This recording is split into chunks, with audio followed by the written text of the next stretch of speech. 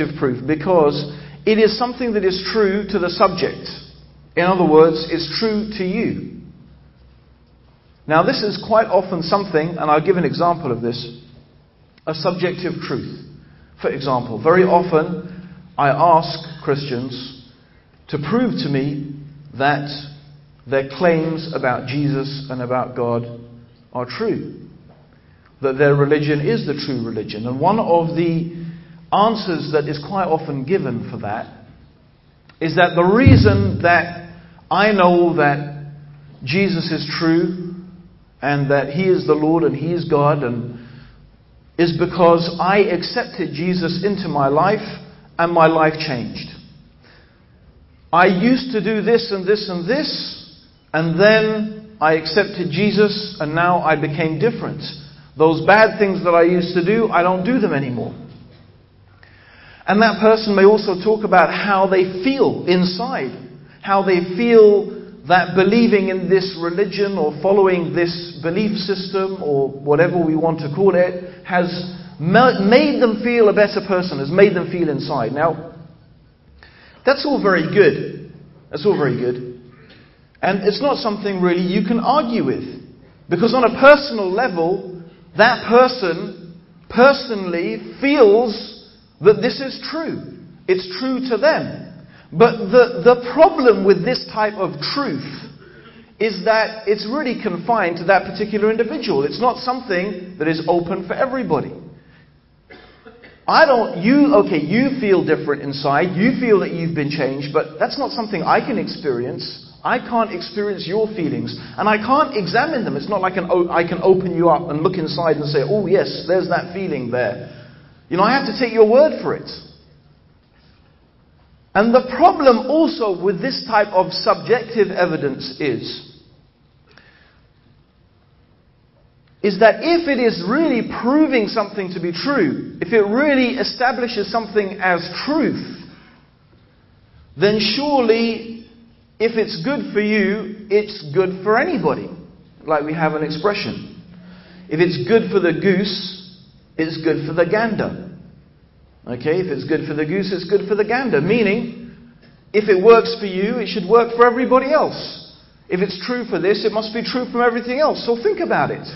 Actually, this is something very useful. A very useful tool. I want you to try and remember this. Okay, you don't have to remember it like this. Okay, but the way to test the validity of a principle is to apply it universally. Okay? The way to test the validity of a principle is to apply it universally. Okay, in English, okay, the way to see whether something is true or not is to see whether that thing works for everything. So test it. See. If it's true for this thing, it should be true for everything else. So here we go. If it's true that Jesus is God and the Son of God, and it's true that your religion of Christianity is true because Jesus changed your life, then if Islam changed my life, which it did, it must also be true. If I used to be a bad person doing these and such things, and then I embraced Islam and I became a good person, then my religion must also be true. In fact, if you think about it, that's just about what everybody claims, not only for religion, but a whole range of things. Communism changed people's life. Smoking marijuana changed people's life. I mean, some people go surfing, and that changes their life. So, what does it prove? What does it prove? Absolutely nothing. It doesn't really prove anything. Although, perhaps, for that individual, it's true. But it's not something that can be universally true. And so this is what we mean by truth. What do we mean by truth? It's something that has to be subjected to some type of evidence, some type of questioning, some type of inquiry. It could be historical, it could be rational. And through these processes, we come to understand whether something is true or not. Through a historical method, a scientific method, a rational method. These are some of the ways in which we could try and understand whether something is true or not. I'm going to be frozen to the spot, talking right into that. I can't even see anybody. This is the weird thing. If you smile, I get some shining teeth or something. Okay. Anyway, brothers and sisters, what we want to talk about today is actually the real problem with this lecture, The Truth About Jesus, is the subject matter is so vast. It's a little bit overwhelming. I must admit that I've been sort of reading up again, and I consistently do this over years and years. I read up again, I get some more books, and I read some more stuff, and it just doesn't stop. The subject matter on this issue is so vast. There are so many different ways we can approach this topic of the truth about Jesus. The first way we could approach it is by questioning some of the premise, the foundations, the things that make people believe certain things about Jesus, about Christianity. For example, the idea that the Bible is the Word of God. This is an idea that some people have. Some people totally mistakenly imagine that the Bible is the Word of God.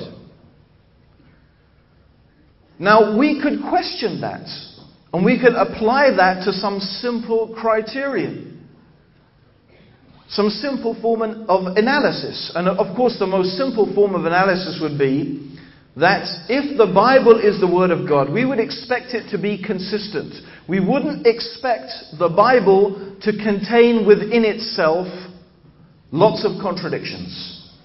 We would expect it to be consistent because God knows everything. And a being that knows everything doesn't contradict himself. A being who knows everything is consistent in what he says. So this is the first thing we would expect. So if we could find contradictions in the Bible, then we would have to understand that this cannot be the Word of God. It must be something else. It must be the words of men. Now some people would vigorously defend the Bible and claim that there are no contradictions in it and that it is the Word.